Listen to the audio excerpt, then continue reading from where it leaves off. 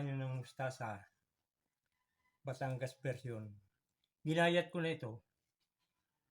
Tapos, nilamas ko na sa asin. At itinapon ko yung mapakla. Yan. Lamas na ito. Ilalagay na lang ito sa garapon. At lalagyan natin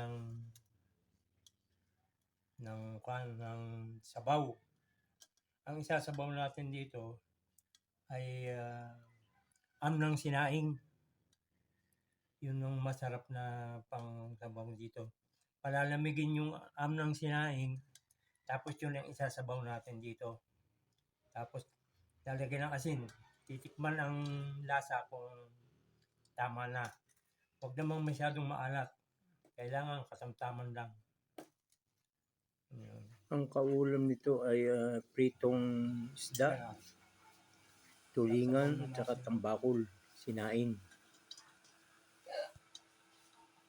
Ito na ang pansabaw sa ating burong mustasa. Sinasala natin kasi baka sumama yung kanin.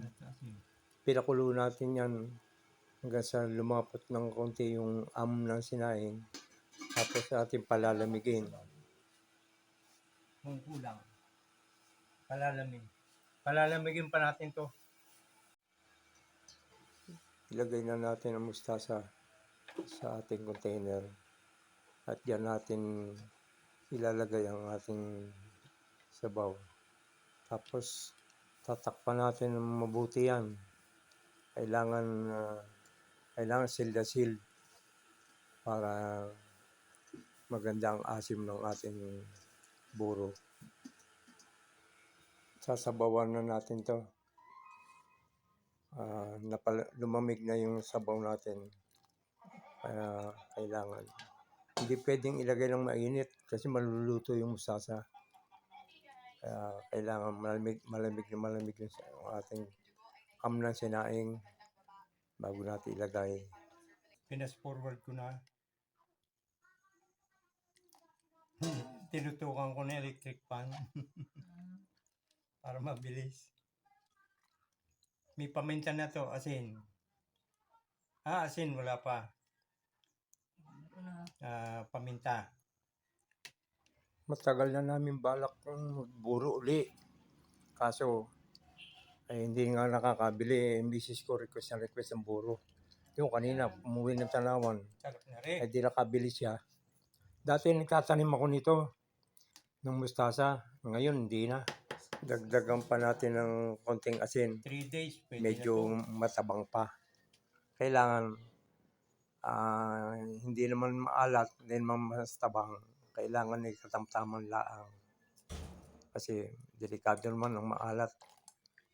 Baka tayo magkasakit na sa kidney. Yan. Titimplahin natin ng mga maganda. Version ng Cavite. Talagang pagka umasim na yan, napakasarap na yan. Nakakagana talaga yan sa Batangas pagkain. version. Masarap din gumawa ng buro ang Cavite. Lalo doon sa amin, sa Malagasang, sa Imos. Mga tiga Imos ang gagaling yan. Nanay ko, burong mangga ginagawa eh. Diyan lang ako natuto sa nanay ko. Tuwing gumagawa ng burong mustasa. Ang hilig sa buro talaga. Kada kakain niya, gusto niya may buro. Pag hindi buro mustasa, burong mangga. Lalo na kung buhay pa yung utol ko, si Rochi, ay sobrang takaw nun sa buro. Kagagawa lang ng asawa ay binabanatan na ng kain. Hindi tumagal ang buro sa kanila. Hindi nga maabot ng umasim eh. Masarap naman talaga eh. Ubus na. Kakagana. Masarap itong buro. Pagkakain ka, ang ulam may pritong isda, pritong galunggong, o kaya sinaing na tulingan, at saka sinaing na tambakol. Opo, kaulam nito. Gaganahan ka talaga. Mapapa-unli rice ka. Nakakagana talaga ito sa pagkain. Gusto mo pa? ayaw na ng tiyan mo. Ayun pa. Yun. Dagdagan pa ng kaunting paminta. At yan ang Nilasa na yun, magpapasarap lalo diyan. Dagdagan ko pa ng paminta.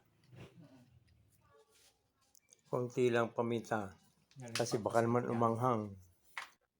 Request lagi ito ng misis ko. At matagal na itong nire-request sa akin. Ngayon lang nakabili ng mustasa sa Tanawan. Napakamahal naman. Kaya Pag bumukas na yun, matagal kaming hindi nakagawa. Yan. Uli kayo ng Okay na to.